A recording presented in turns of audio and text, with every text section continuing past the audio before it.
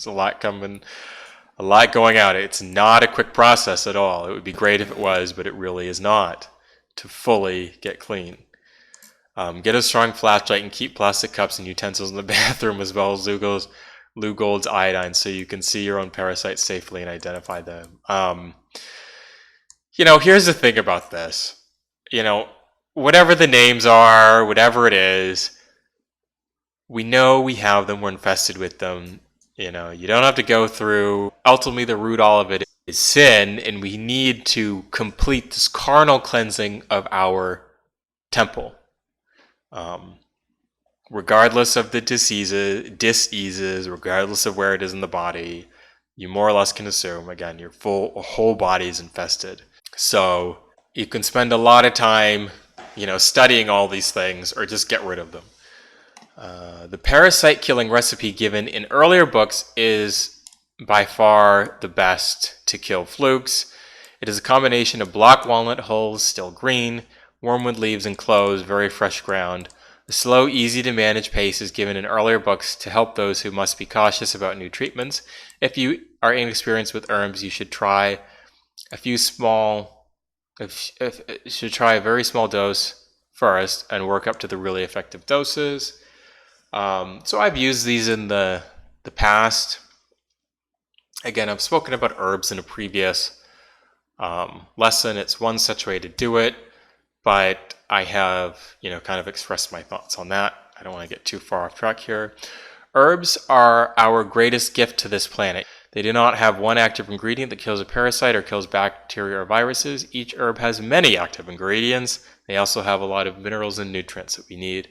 The concept, that's why, in the past, the spice trade was so lucrative because of these healing properties and ingredients, and they were healing us because they were providing the nutrients and minerals that we needed for our immune systems to function.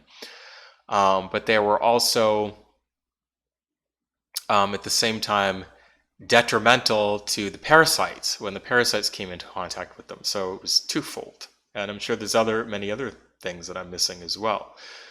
The concept of extracting one principal compound and making it sister chemical, analogs and derivatives in parentheses, is seriously flawed. An active ingredient such as L-absorbic acid, for example, has its sisters right with it in nature. Right, so this here is kind of a reference to Western medicine. So we will take various drugs that are isolated compounds, and all of these things are, I think, for the most part, derived from herbs. Rather than taking the herbs, we're taking this, I'll say, edematized version, which of course is never going to be as good. And although it may heal a certain problem within the body, that edematized drug will turn around and make something else worse. It's like the quintessential trope in a movie or a show. You go to the witch to get healed, and the witch heals you, but far greater damage or something worse, kind of happens that you don't see at the time, but then surfaces later on. That's kind of what's going on here. Potency of an herb does not depend so much on the amount of active ingredient you eat. Interesting. I don't know if that's true or not. Potency is increased much more by eating all the natural sister compounds, which means the herb intact. Okay, interesting.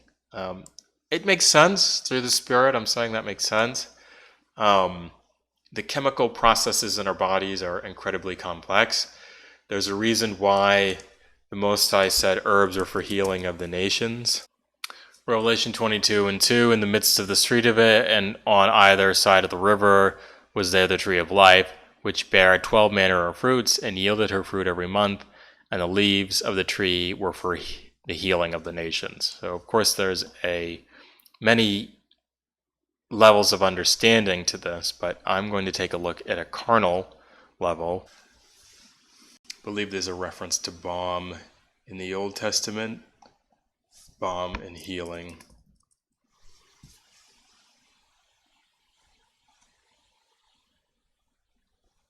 I'll take Jeremiah 46:11. Go up into Gilead and take balm, O virgin, thy daughter of Egypt. In vain thou shalt use many medicines, for thou shalt not be cured.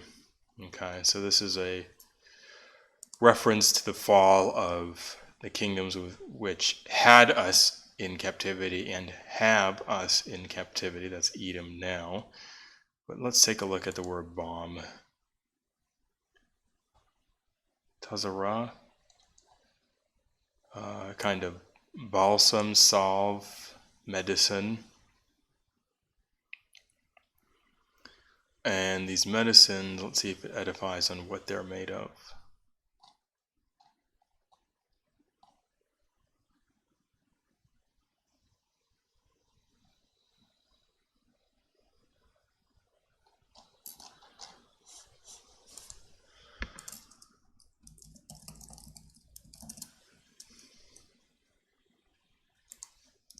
Balm.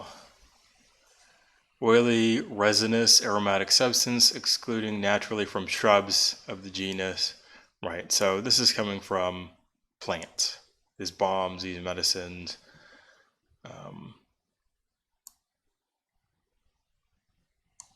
Fragrant garden herbs. These are what's for healing. Back to the article. So everything we need, the Most High gave us everything we need in these. We don't need healing from Edom. In fact, that healing will destroy us. The scriptures also reference that as well. Physicians.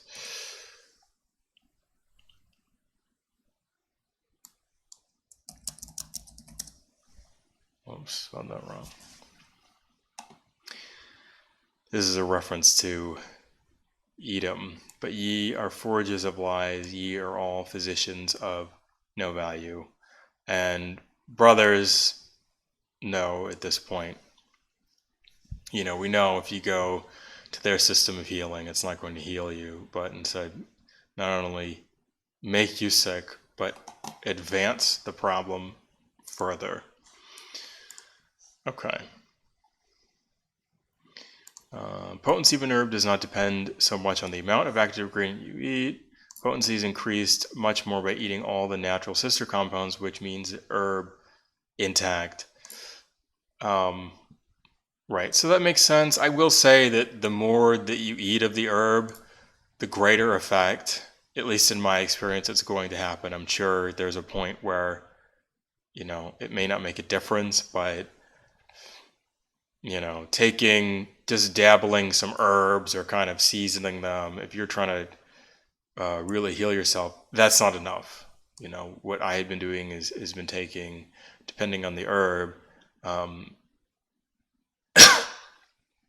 a couple to several tablespoons of that herb at once or per day. So that's when I started to notice a difference. A lot of times the perception is you need to take, a tiny little capsule of herb, the same thing you would do with a concentrated piece of Western medicine. The equivalency, it doesn't quite work the same way. Of course, you need to come at this with a new perspective, okay? And you have to throw out a lot of the old stuff that we've been conditioned to think. Rose hips have much more potency than L-ascorbic acid. I believe that. The synchrometer shows that several nuts or a few rose hips can accomplish much more than platinum geranium capsules or pure vitamin C. I'd agree with that. So when you're taking supplements, get as close as you can to the real thing. If you can get the herb, that's fantastic. If you have to do, one or two derivatives down the road of it, go with that. But really the herb itself is going to be the best thing. If you don't have the budget for it, that's no problem. The best and most effective way to cleanse the body of toxins and parasites is prayer and fasting. Certainly one of the most difficult. But let's continue on. For this reason, and because herbs belong to you, being your own true treasure, I have chosen herbs wherever possible to deparasitize yourself, kill bacteria and viruses, and maintain your health in a regular way. This is besides electronic and other ways I will discuss later. Parasites in the hypothalamus. In a healthy person, chlorogenic acid goes straight to the hypothalamus after eating it. But in 5 minutes, at most 20 minutes, it is gone. It has been detoxified, digested, and removed. In a cancer patient, it never disappears. A tiny wormlet is present, microscopically small. It is called strongyloids. Again, I argue this is not just a cancer patient, but probably most people that are afflicted with this, but to a much lesser degree. This wormlet belongs to the roundworm family, not flukes, nor the tapeworms. Its larval stages have molts. Molting brings special molting chemicals. Perhaps it is one of these that interfere with the removal of chlorogenic acid from the hypothalamus.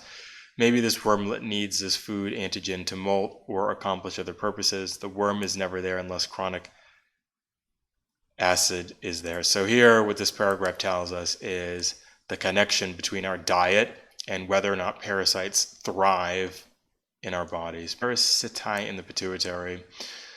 Fluoridazine 2 goes directly to the brain, lodging in the pituitary gland even in healthy persons, but it is there only for minutes, then it has already been removed. In a cancer patient, or I want to just say most people in general, it is always there because we have parasites. This irritating allergen is present constantly, yet only if the common human liver fluke is there.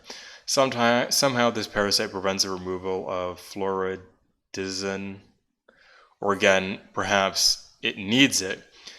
The human liver fluke is a small parasite, less than 1/4 inch long, even when it's stretched flat. Its scientific name is that right there.